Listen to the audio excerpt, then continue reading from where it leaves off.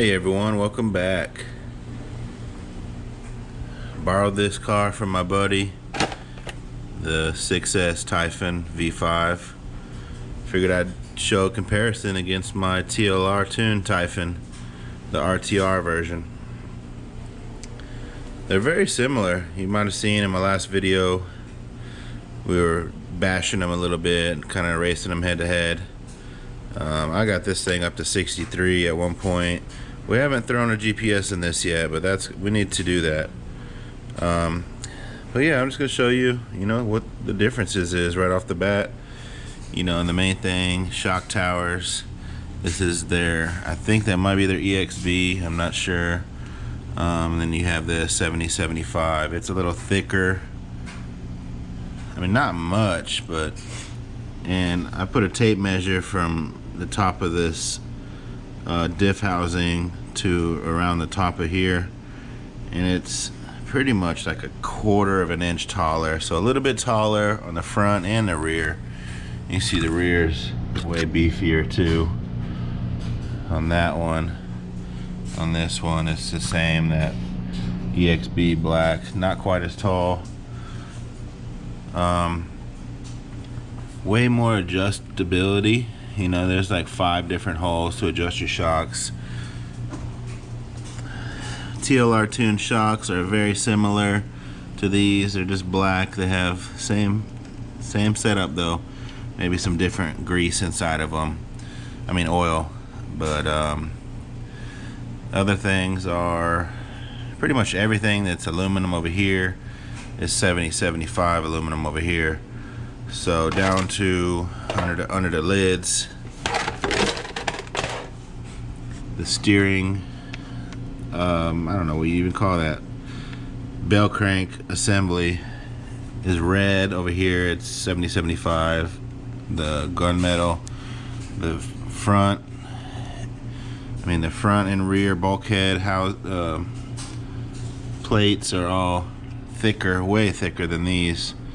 You can tell this one is actually plastic over here, where aluminum.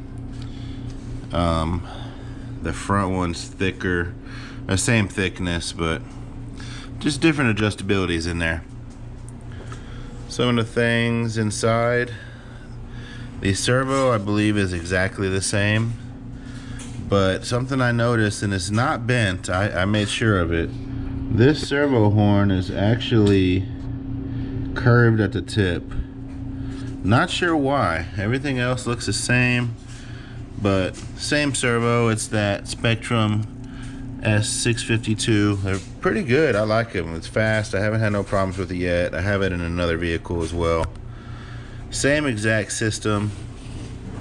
This has got a 2050 kV Spectrum motor and ESC. This has got a 2050 kV motor and ESC.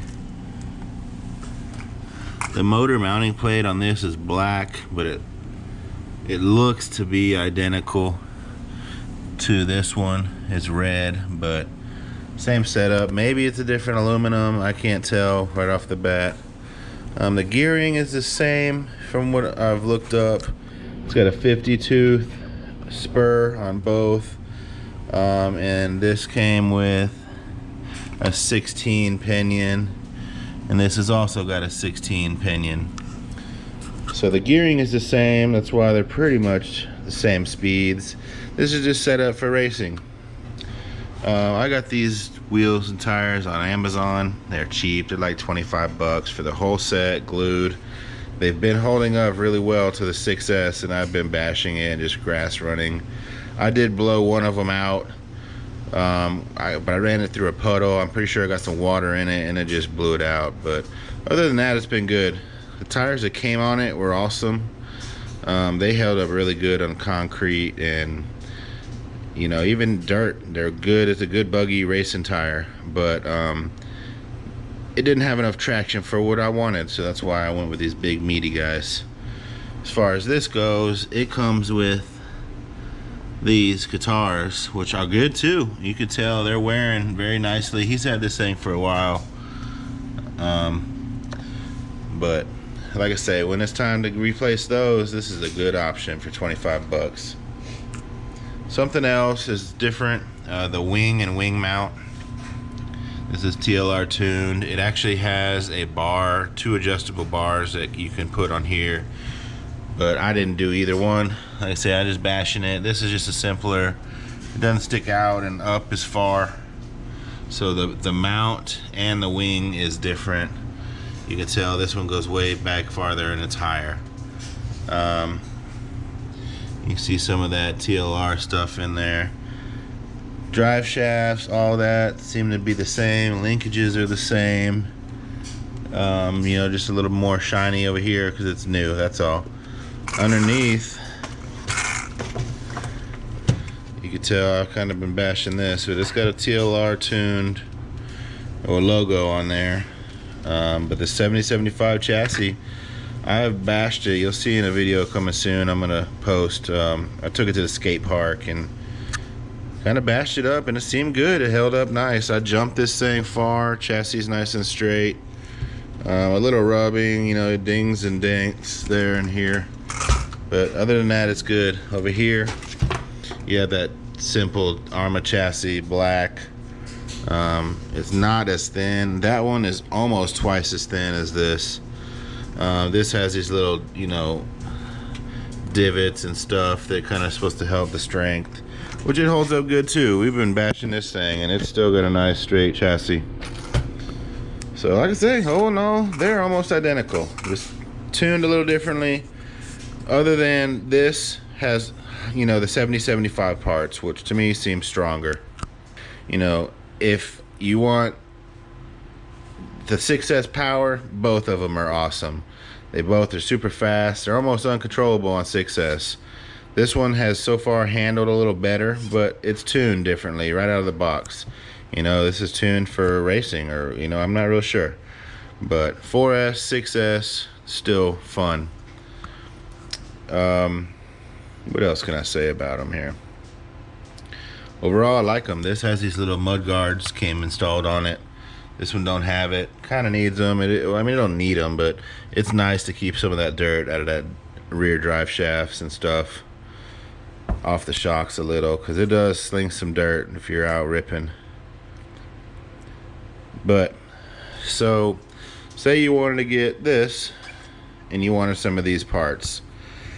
You know, this is a lot more expensive. I want to say, you know, in the 600 range. This at the time, I can't remember. I should have looked it up. I'll post it all down below what they are.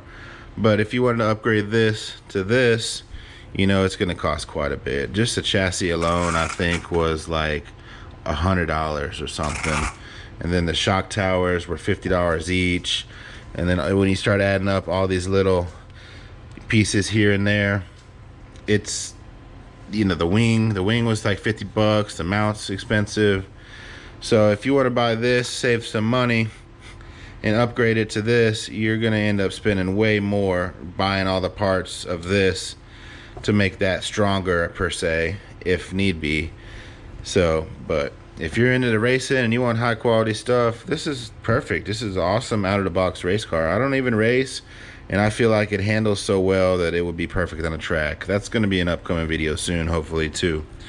I want to put these on the track and see how they compare to each other. But yeah, definitely need to get me some fans.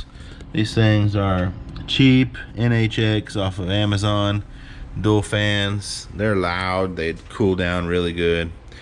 This thing doesn't even get that hot. It's got stock gearing. I might gear it up a little bit and put some fans on it so it's even faster.